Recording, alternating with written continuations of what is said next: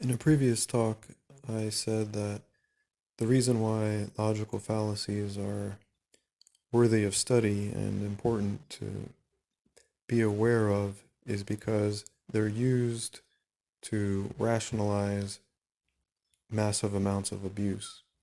So, a current example being the many logical fallacies that are utilized in order to defend the medical tyranny going on.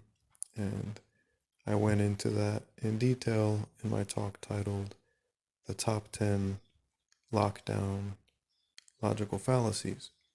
I'll link to that below. But I want to talk about a particular logical fallacy which I haven't named before, haven't pointed out before, and it's called the non sequitur. And that just means that the person's point or argument doesn't follow from what was previously stated. They're basically just going on a tangent that doesn't make any logical sense. And this falls under the assumption category of logical fallacies. All logical fallacies can be categorized as either assumptions, as false definitions, or just as abusive language. So the one common non sequitur among Christians that I just came across again that is worth pointing out is wherein Christians will oftentimes say that their exploitation of animals, their support of the enslavement and murder of animals for animal products, for food, is justified because Jesus said, it's not what goes in your mouth that makes you unclean. And I know for a fact that many people have this as basically their main reason, their main justification. So just to zoom out from this and put this in context on an ethical level, they're saying or they're believing that decades of violence towards animals is okay because of this one verse. All right. And as I've said before, even if a book says something blatantly pro abuse, that doesn't mean you should believe that, these words are coming from God, right? You have to be open to the possibility that mistranslations have happened or alteration of texts have happened. And you have to not idol worship a particular book to the point where you're going to follow that more than your own conscience. You're going to follow that more than the reality right in front of your face. For example, the sentience and suffering of animals.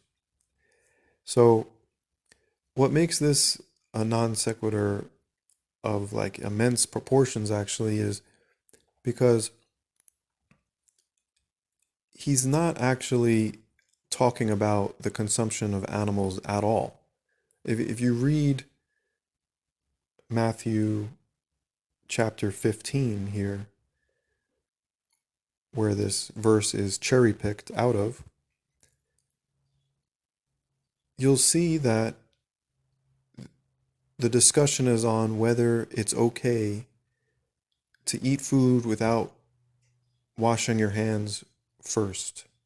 That's actually what they're talking about. That was the question posed to Jesus, and this is what he's responding to.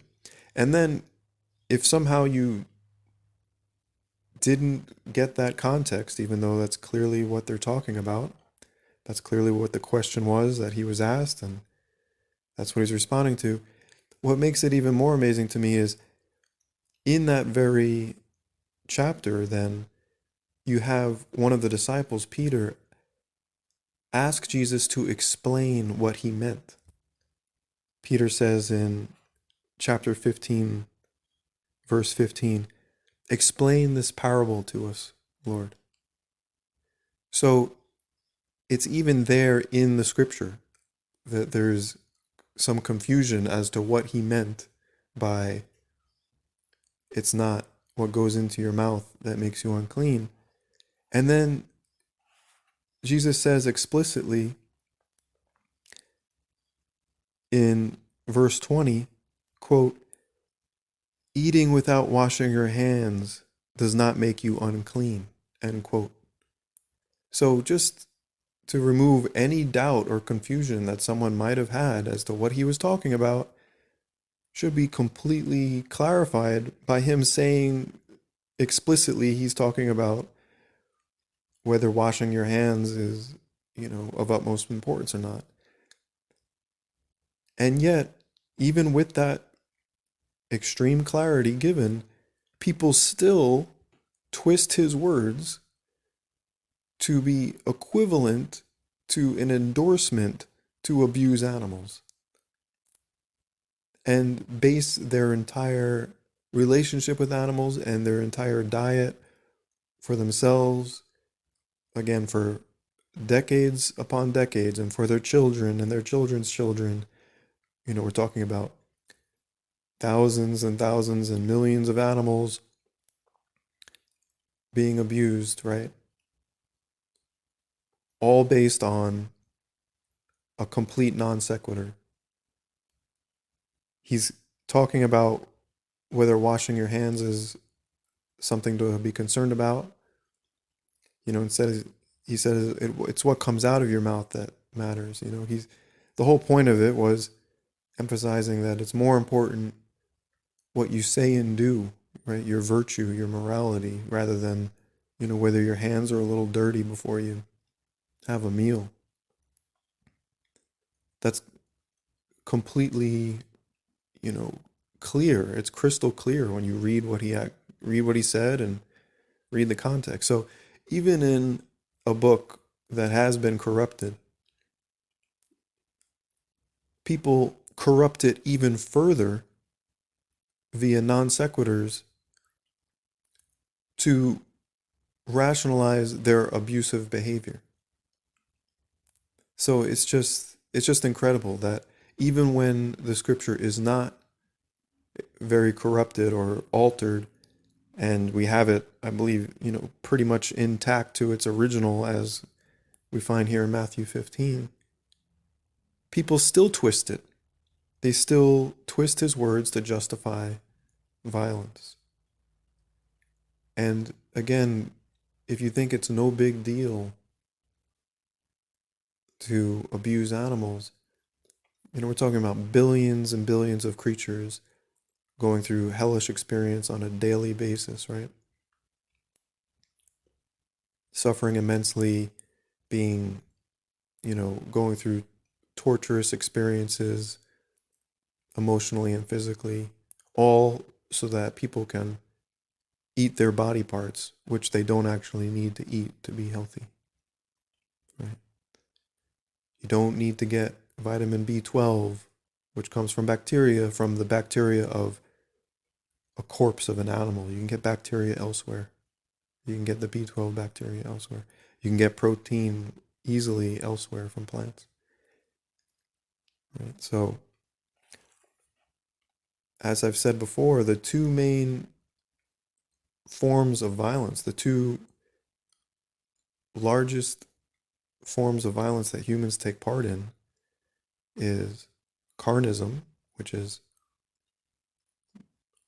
the abusive relationship of humans towards animals, and Statism, which is the endorsement of politics, of governments, which have also been a leader in violence historically, right? So the two most violent enterprises, you could say, oftentimes are rationalized by non sequiturs. So what is the non sequitur concerning statism and scripture and the words of Jesus? Well, if you ask many Christians, what do they think about states? A lot will just go straight to the false apostle Paul, who said that, obeying governments is equivalent to obeying God, which is just completely ridiculous. But let's say you have a Christian who actually values the words of Jesus more than that of Paul. If you have that rare Christian that actually is a follower of Jesus and not a follower of Paul. Even with a Christian like that, I would say a true Christian, they will oftentimes point to the words of Jesus wherein he says, give back to Caesar what is Caesar's, and to God what is God's. So this is in response to the question someone asked him directly, should we pay the tax to Caesar? And the interesting thing here, to again get the clarity, if you just read what the context is, read the whole chapter, the whole section, the first thing that Jesus says in response in Mark 12:15 is, why are you trying to trap me? Why are you trying to trap me? He knew that the person asking about whether he should pay taxes or not wasn't asking out of like a sincere curiosity. If you read that chapter, it's made clear that the person was asking to try and get Jesus in trouble, right? So that they could arrest him, right? For disobeying Caesar, right? So that's why Jesus says in Mark 12:15, why are you trying to trap me? So that's not an irrelevant factor or irrelevant aspect, right? Instead of just cherry picking his response, which they then twist anyway, but it's important to recognize what preceded the statement that they're cherry picking, which is give back to Caesar what's Caesar's. In a similar, in a related passage in Matthew 17:27, the topic of paying taxes also comes up, because one of his followers came back to him and said, hey, well, actually, I think it says that Jesus knew what he was going to ask him before he already asked him, right? But he came back to mention how someone asked him, does your Lord pay taxes? And he responded, yes, of course. And then he returned to Jesus, and Jesus, knowing that he was going to talk to him about it, responded,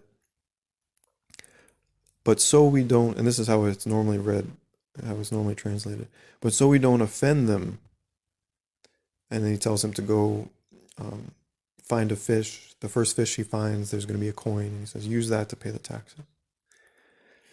So the fact that he says, so that we don't offend them, a lot of people equate to full-on endorsement, which is a non sequitur. Just because he says you don't want to offend them, that doesn't mean he's saying, oh yes, absolutely, to obey governments is to obey God, as Paul says. That's not a rational conclusion or inference, right? Non sequitur is making an irrational inference, right? You're assuming that someone meant something by what they said, even though it's not literally what they said. And speaking of what things literally mean, this word offend in the Greek scandalizo, if you look it up, it says this word literally means to fall into a trap. It comes from scandalon, which is a stick for bait used for a trap.